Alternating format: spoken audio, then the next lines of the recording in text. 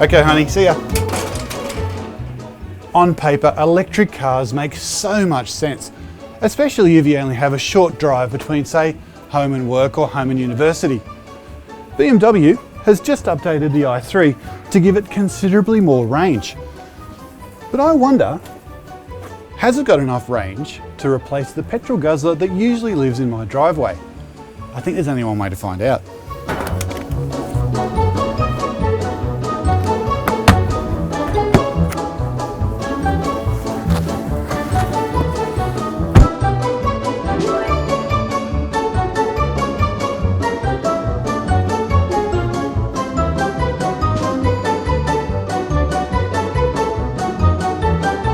The updated i3 costs $65,900 before on roads.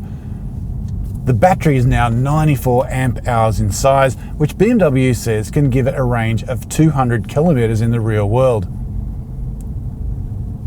But it's not the range that's important, it's how you keep the range in the car.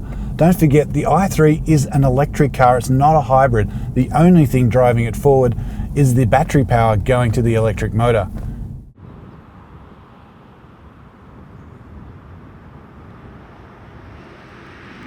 There are quite a few ways to charge the i3, but they all take a bit of time. Plugging it straight into the wall takes 14 hours to get to 80% charge. BMW's higher powered wall box can be installed in your garage and speeds up that process to 8 hours. And if you use a public charger like this one, you can reduce charging times down to about 4 hours. The i3 is also future-proof. It has DC charging ability built in, which will charge the batteries up to 7 times faster and reduce charging times to about 40 minutes. That technology's not that widespread yet though. My semi-regular commute is about 75 kilometres each way, so theoretically 200 kilometres of battery range should be enough to get me there and back without needing to charge during the day. While some people have got access to chargers at work, I'm not one of them. But running an electric car is a lot like managing your smartphone. We've all had that sinking feeling when the battery bar sinks just that little bit too low. The i3 can manage its power use in various ways. It'll turn down the climate control system when it can, for example, and the batteries can be charged via the energy generated by braking. Battery power, though, doesn't really behave like petrol. The i3 will use more energy on hot days. It can be affected by cold days as well, and if your commute is really hilly, the extra load on the motor will drain the juice more quickly. Driving the i3 is not much different to driving something like a 1 Series. It is a lot quieter though. It can take 4 people in relative comfort, but not much of their luggage. And it's got a lot of their good stuff like Bluetooth, digital radio, satellite navigation, auto emergency braking and that kind of thing.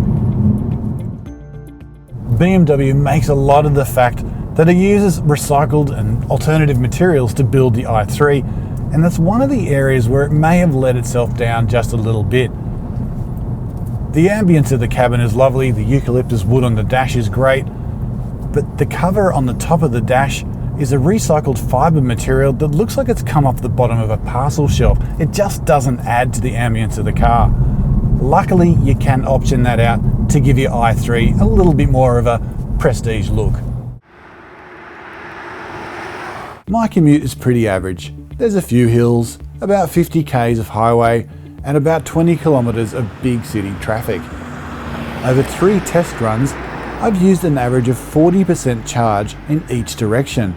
This means I can get to the office and home again in the i3 with some juice to spare. I can't help but worry about that though. What if I get caught in traffic or get called away to another job on the way to work? That 20% figure is going to disappear pretty quickly. BMW offers a version of the i3 with a small 2-cylinder engine that doesn't drive the car but simply charges the battery when it gets low. Combined with a tiny 9-litre fuel tank, it extends the i3's range to 330 kilometres. And that's how BMW sells most of its i3s in Australia.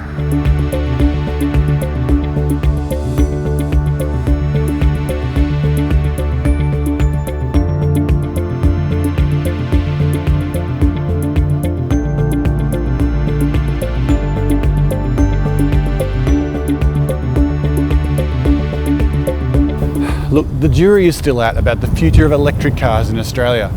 Emissions laws aren't getting any easier though, and a zero emissions car does make a lot of sense. But I have to be honest, it's kind of hard to live with an electric car in Australia. There's no real charging infrastructure, for example. There's no government incentives to make them cheaper to buy like there are in the UK, and it takes a heck of a long time to refuel the car. The i3 is a very good car in its own right, but I really don't think it's going to replace the petrol guzzler that's parked in my driveway.